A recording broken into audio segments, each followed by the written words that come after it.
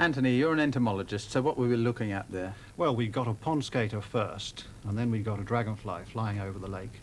And thirdly, we got a non-European species of moth, an atlas moth. I see. Dragonfly, tell me now, I've always thought, ever since I was tiny, that dragonflies could sting. I still think that. No, this is quite a popular misconception. They can't sting. The pointed abdomen, which you see, or the tapering end of the abdomen, Yes. is in fact the female's ovipositor, or egg-laying tool, and it can't pierce the skin. So, in fact, dragonflies are quite harmless. Because they buzz around like helicopters. Yes, They look yes. quite dangerous. They and look a bit awe-inspiring, but they're quite lovely. I harmless. should go really close next time I see them. Something I've always thought as well is that glowworms are only found in foreign countries. Now, that's not true, is it? Oh, not true. We've got two species, one of which is very rare, and the other is getting much scarcer because of loss of habitat and so forth. But you can still find it in certain localities, and it's a very attractive insect, you know. It's one of the few insects which can produce its own light. It's got its own built-in lamp. Yes, hence the name glowworm. Glowworm, yes, but it's not a worm, of course. It's an insect, a beetle. Ah. Does it supply enough light to light a lamp? I mean, well, could you actually see by the light? You can see by our own glowworm by simply passing a single glowworm across the line of a page. You can read a line of print that way. And there are peoples in other countries, tropics particularly, South America, for example, where they used special types of fireflies, glowworms, in lanterns, special lanterns which they hung up and illuminated their huts with. Really? Lots of them all at once, or just, well, how many would you need? Perhaps half a dozen of these big ones. There's some very big ones in South America which do give off a tremendous amount of light. Marvellous. And they made lanterns out of them. Now, let's see what you've brought us here. This is a piece of bark there, as far as I'm concerned. Yes, well, on here you've got a puss moth cocoon. The caterpillar, when it's finished feeding and become full grown, it makes a cocoon out of tiny pieces of bark mixed in with its silk. I see. And that is the cocoon in which it changes to this pupa. Ah, and that turns into, in due course into the moth. Into the moth? Yes. And what about this one? These are emperor moth cocoons, which are more colourful. The caterpillars are extremely colourful, and the moths themselves are colourful, but inside here you've got a pupa, just as you've got a pupa inside there. You've got pupae inside there. Right, now inside here, you've got something rather special. If you can, may I just move those back to make room? Yes. Now this, I believe, is something that isn't often seen, is that well, right? We've got a very common insect here, but its habits are not too well known. And it's under this bit of... It's under this piece of bark here, if I can just turn it up. I'll have to get my finger in front, first of all. There we are, we've got the female earwig with her little nymphs. Oh. Now, she's very unusual in the insect world. She actually looks after her eggs and nymphs until they're quite well grown. This is very unusual in insects because most insects lay their eggs and just leave them to their own devices. Good gracious. But that's fascinating. It's a bit unusual in the insect world, yes. Now, supposing somebody wants to take up this as a hobby, what's the best way to start, do you think? Well, the point about insects is that you can find them just about everywhere. In your own garden, under a hedge, under stones, under bark. You don't have to go for a long ramble or go to a nature reserve. You can find insects anywhere you like to look. On your own doorstep, pretty well, yes. Thank you, Anthony. And if after that you fancy the idea of insect watching, then you'll be pleased to know that there's a nature trail book of insect watching as well. Now, I've only had time to talk about a few books on hobbies. We started with Hobbies by Elizabeth Holt and Molly Perham, then the Whiz Kids series, Cooking as a Way Around the World by Fay Mashler, and the Young Cyclist's Handbook by Tim Evans. Then the storybooks, A Boy and His Bike, The Cartoonist, and Watch for the Champion. And finally, the two Usborne paperbacks, the Nature Trail Book of Bird Watching and the Nature Trail Book of Insect Watching. There are hundreds of other books on everything from antiques to zoology. Whatever your hobby is, you'll have no trouble in finding a book about it at your library. And if you haven't got a hobby, then you could always try reading. Bye.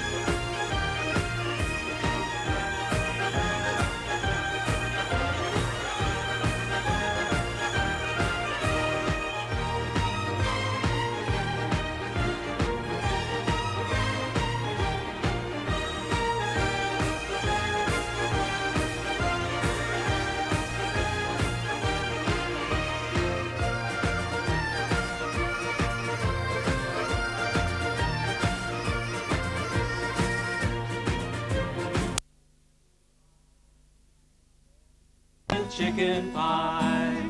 Fare you well, old Joe Clark, farewell, Lucy Brown. Fare you well, old Joe Clark, for I'm a-leaving town.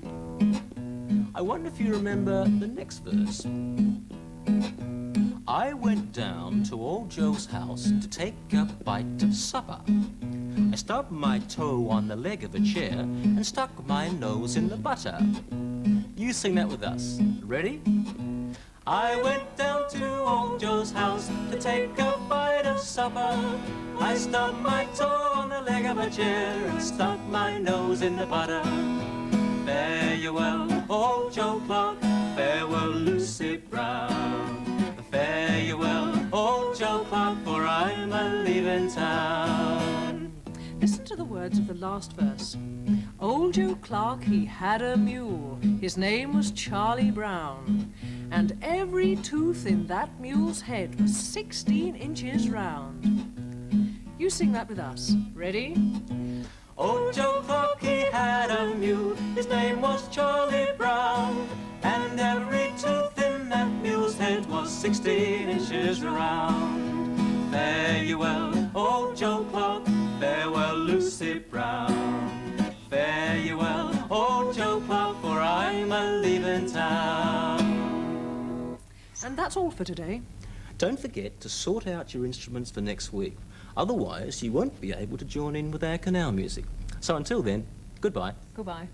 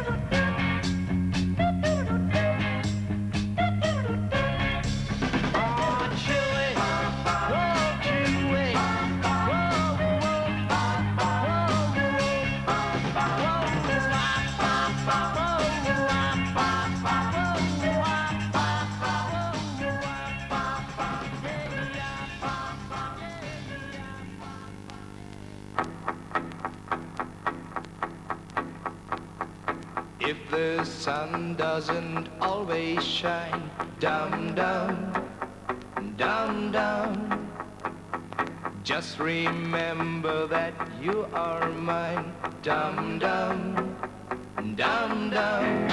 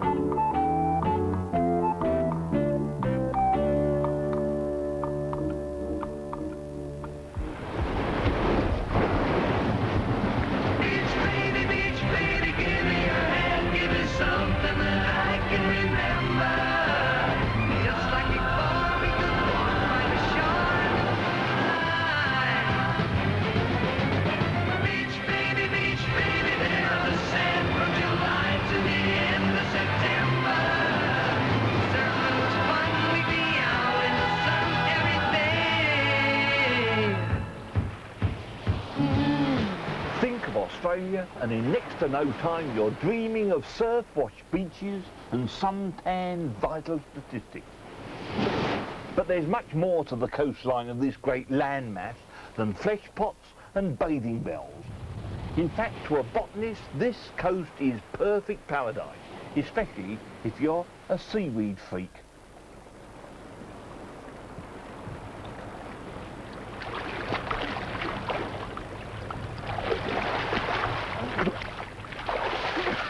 Just like the ones back home, gigantic great brown blades.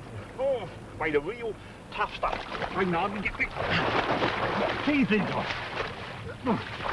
Now, there. Now, each of the gigantic blades have a nice solid stike fixed to the rock by a whacking great holdsman. Not quite a sucker, but doing a very efficient job. And they do their job so efficiently that I can't even begin to move them off the rock. Now, when these plants grow to full maturity, there'll be such a whacking great flond on them. They'll weigh so much that I couldn't carry them ashore. That's if I could get them off the rock. But you see, a large frond like that is going to cause an enormous amount of drag as the tide races backwards and forwards. Yeah, and that's why they need such an efficient hanger-on.